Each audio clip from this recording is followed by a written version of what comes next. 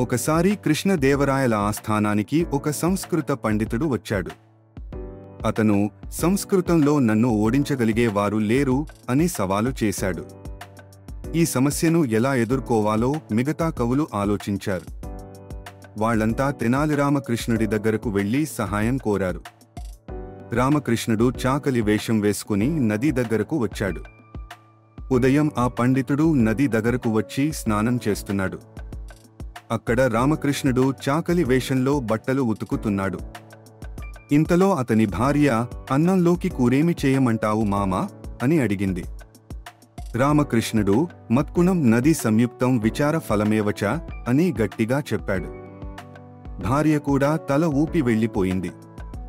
పండితుడు ఆ సంభాషణ విన్నాడు, కాని అర్థం కాలేదు. మత్కుణం నది సంయుక్తం అంటే ఏమిటి అని ఆలోచించాడు. చాకలివాడి భార్యతో సంస్కృతం మాట్లాడటం అతనికి అర్థం కాలేదు. అతను తన బసకు వెళ్లి పారిపోయాడు. పండితులంతా రామకృష్ణుడి దగ్గరకు వెళ్లి అభినందనలు చెప్పారు. రామకృష్ణుడు, నల్లేరు, చింతపండు, ఆవాలు వేసి పచ్చడి చేయమని చెప్పాను అని చెప్పాడు. అది విని అందరూ నవ్వారు. రామకృష్ణుడికి ధన్యవాదాలు చెప్పారు.